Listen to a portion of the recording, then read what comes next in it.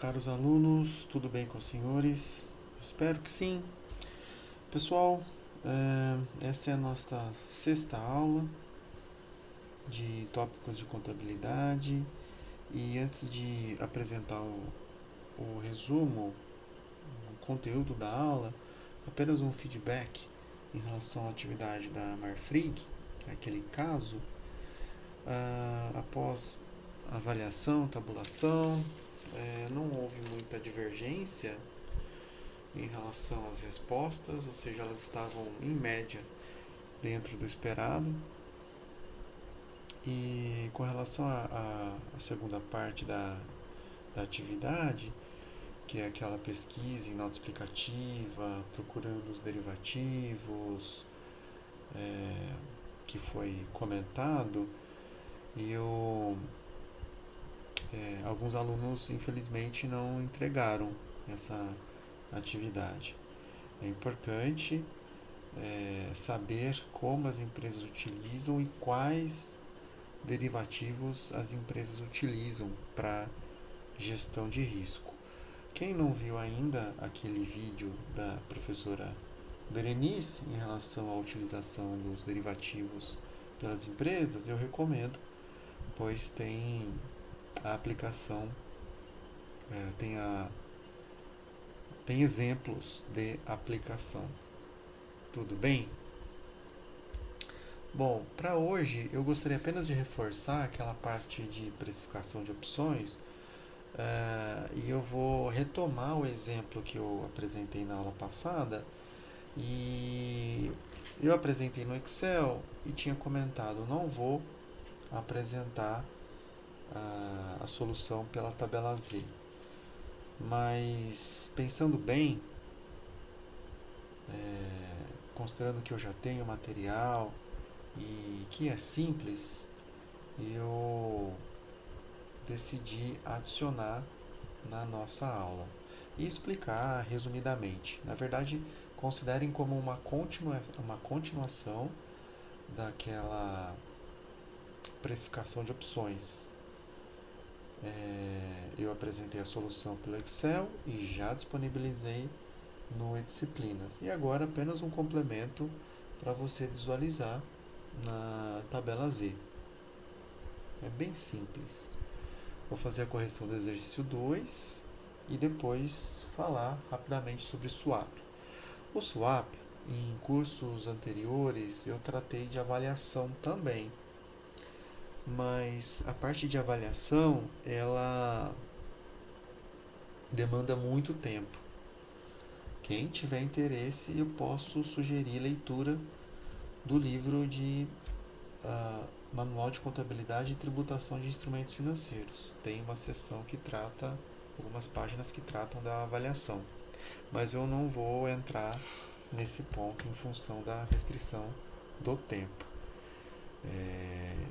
E obviamente a gente vai avançar na parte de contabilidade, ou seja, a parte de reconhecimento inicial, a parte de mensuração subsequente dos derivativos, a parte de classificação dos instrumentos financeiros. Até agora, considere como uma revisão da parte de derivativos, que é importante para a gente entrar com mais segurança na parte de contabilização dos mesmos.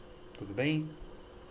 Bom, então, com relação à parte de precificação, eu vou retomar esse slide que a gente discutiu na última aula. Então, na verdade, você tem a substituição, o C na verdade significa o valor da opção, o cálculo do valor justo da opção. E nós já fizemos a substituição de alguns elementos. Então, assista o vídeo anterior para entender quais foram as substituições na fórmula.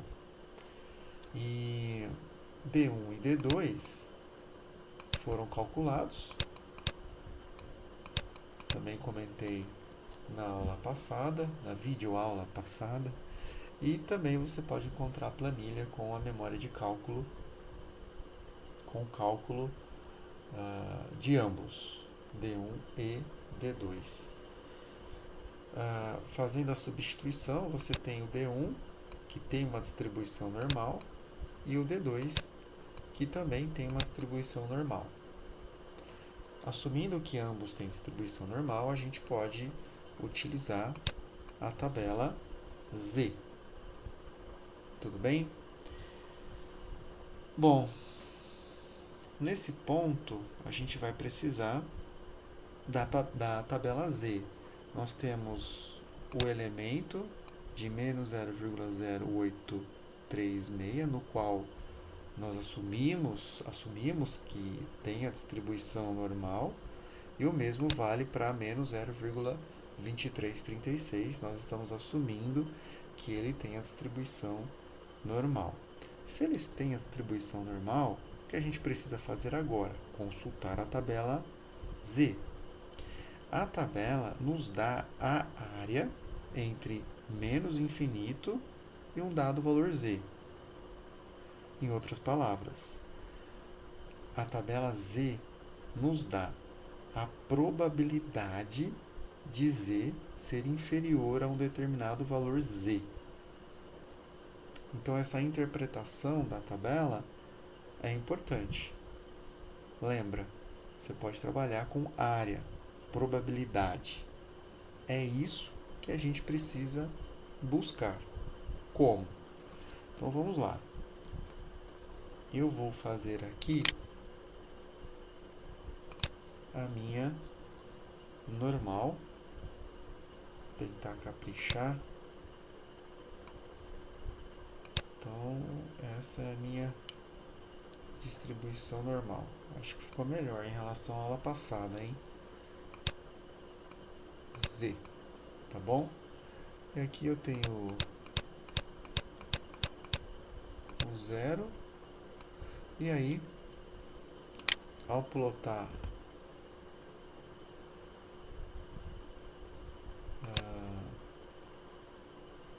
o menos 0,0836, ele estará próximo de zero. Então eu vou abreviar para menos 0,08. Na verdade é menos 0,0836, mas eu vou omitir algumas casas. Enfim, eu tenho interesse em saber essa área. É essa área que nós estamos buscando, essa área em verde. Vamos usar o recurso da melhor maneira possível, não é? Muito bem. Só que quando você olha a tabela normal, a tabela Z, não tem números negativos, não tem. Então não conseguiremos encontrar menos 0,008. Mas é uma tabela, mas essa é uma distribuição simétrica. Significa que do lado esquerdo de zero, eu tenho 0,5 ou 50% da área. E do lado direito, eu tenho 50%. Tudo bem? Então, desse lado eu tenho 50% e do outro lado eu tenho 50%. Essa é uma tabela, é uma distribuição simétrica. Então, vou mudar a cor.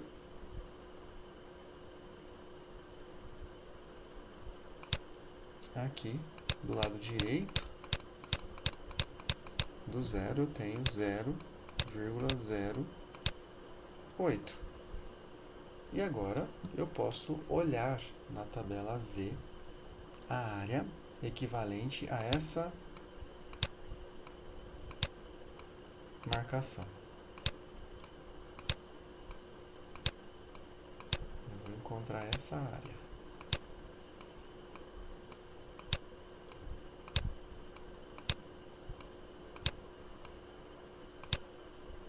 Maravilha? Então vamos lá. Eu tenho aqui a minha... Aqui. Vou aumentar. Muito bem. eu vou olhar, eu vou procurar 0,08. Então eu tenho 0,08. Repetindo, 0,08. Então o número que eu estou procurando é 0,5319. 0,5319.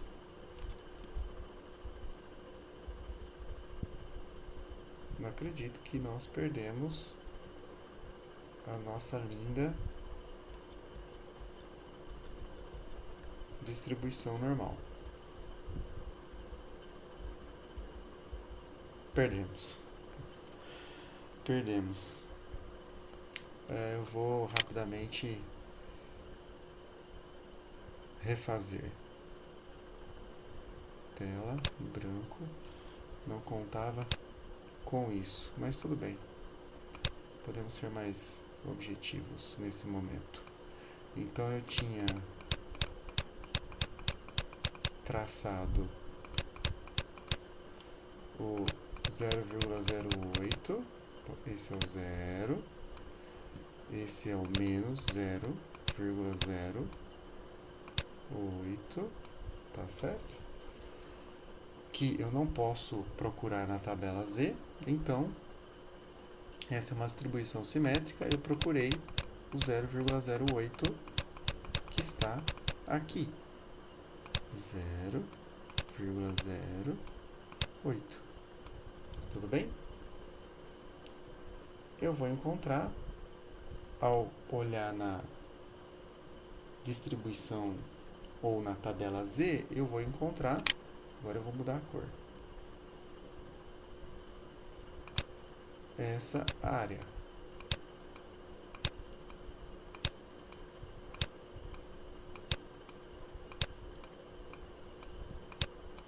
Muito bem, agora eu não vou perder esse gráfico.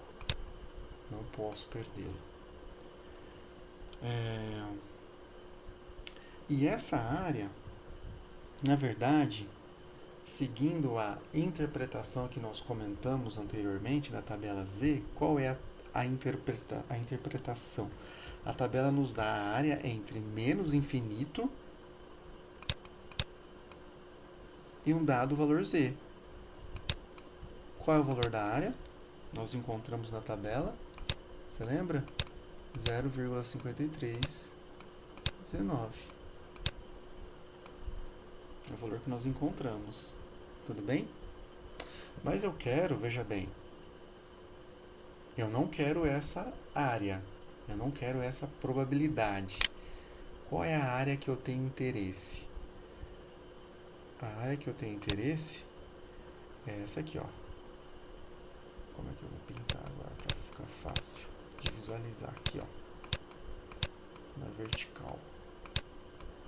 Essa é a área que nós estamos buscando. Como eu vou obter essa área? Essa área, na verdade, considerando que a normal é simétrica, é a mesma área que essa. Vocês concordam?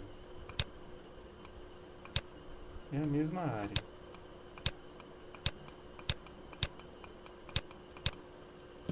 É uma distribuição simétrica. Então, nesse caso, o que eu poderia fazer? Como eu posso obter essa área? É simples. Nós temos a área em vermelho, que é de 0,5319. A área total da distribuição normal é 1.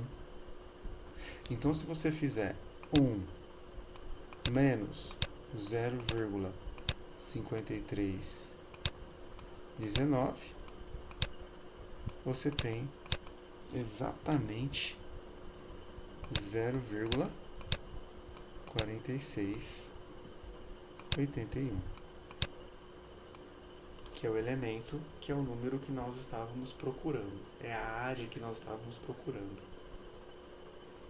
Se você fizer o mesmo, isso é para D1. Isso é para D1, tá? D1, então, é igual a 0,4681. Se você fizer o mesmo para D2, você vai encontrar o D2, assumindo que ele tem distribuição normal, fazendo a identificação na curva, na tabela, você vai encontrar um D2 de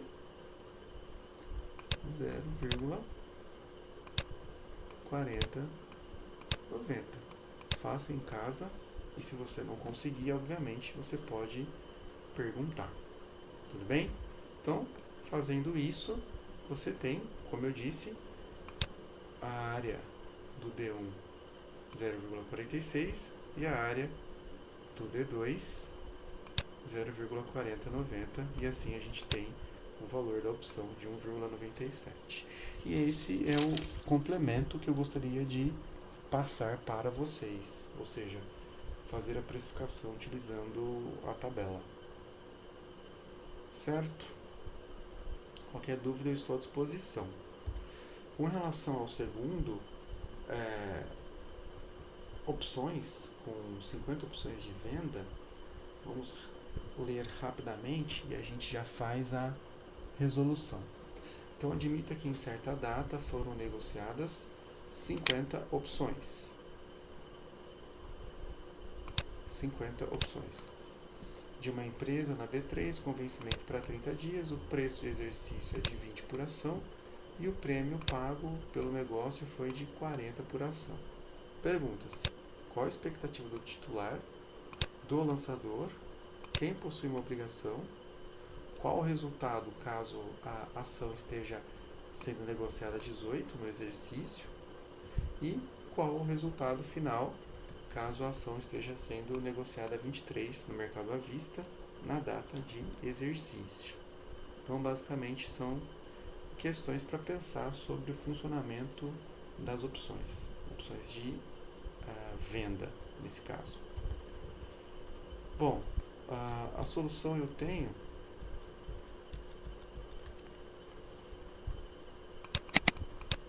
e aí, basicamente, a expectativa do titular da opção de venda, o titular da opção de venda tem o direito de vender aquela ação ou aquelas ações por 20. Então veja, ele tem o direito de vender por 20. Então é claro, se o mercado cair, se o preço daquela ação cair, ele vai registrar um ganho, correto? Para ele seria interessante vender a 20, enquanto o mercado negocia aquela ação a 17, a 18. Então seria interessante para ele que o preço dessa ação caísse. Então a expectativa do titular da opção é de que o preço caia. Tudo bem? Então é isso aí.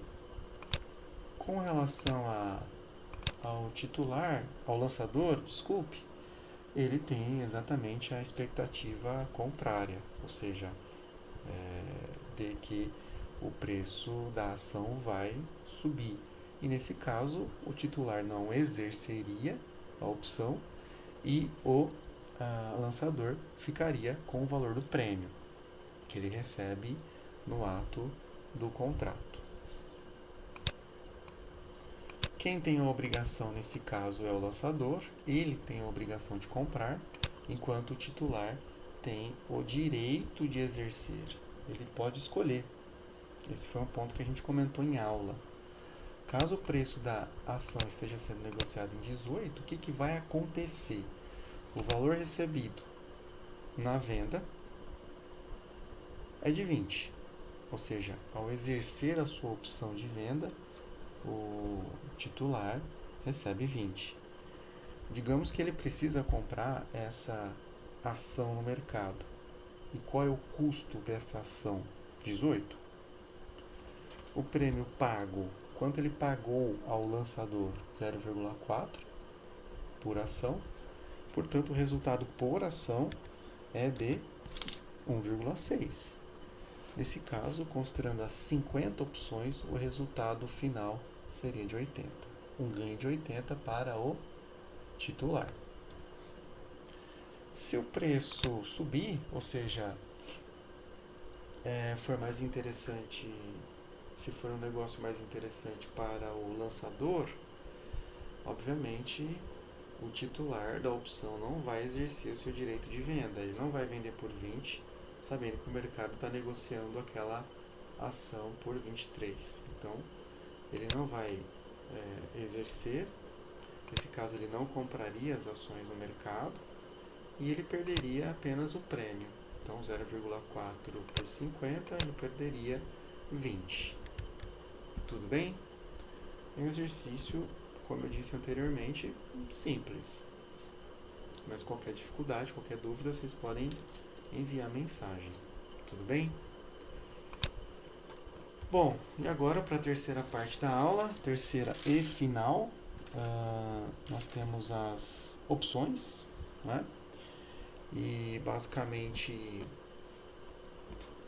quando eu explico opções, eu gosto de citar o exemplo de um empréstimo no banco.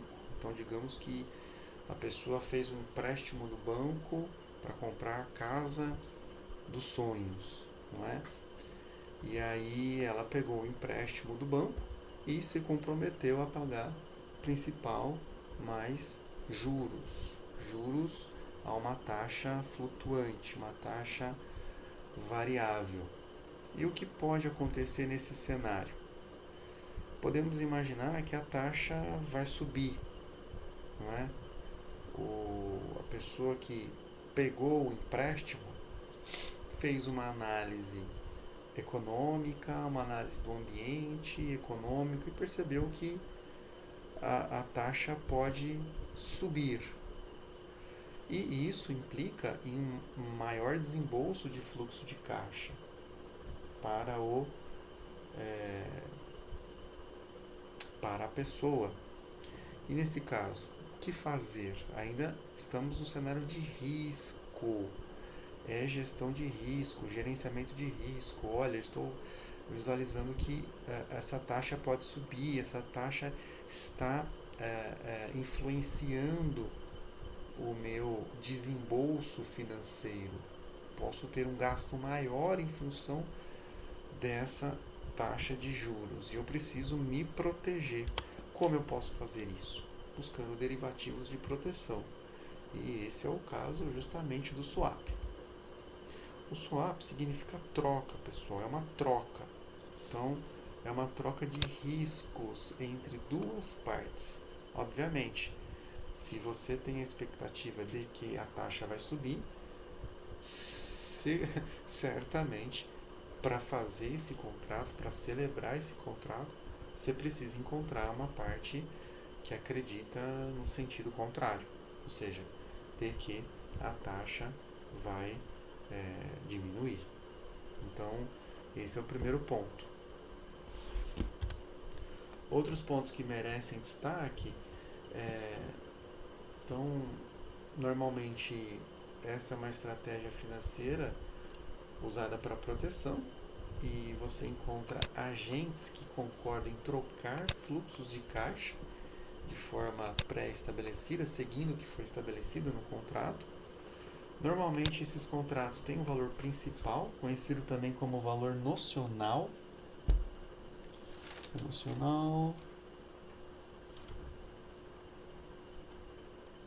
Exatamente, valor nocional, que é utilizado para referência, para cálculo dos valores a pagar. E a liquidação financeira, obviamente, ela acontece pela diferença da posição entre as partes. Então, o valor do principal ele é apenas usado como referência. O que vai determinar a liquidação ou o valor a pagar é o resultado da aplicação das taxas. Os dois podem apostar em taxas diferentes. Não são negociados na bolsa, é tipicamente uma operação de balcão. E o valor a ser recebido é apurado pela diferença entre ponta ativa ou comprada e a ponta passiva ou vendida. Eu vou explicar essa terminologia. Qual é a lógica de utilizar ponta ativa, ponta passiva? Eu já vou explicar, tudo bem? Mas é uma característica, é uma terminologia, é um termo usado com frequência nesse contexto.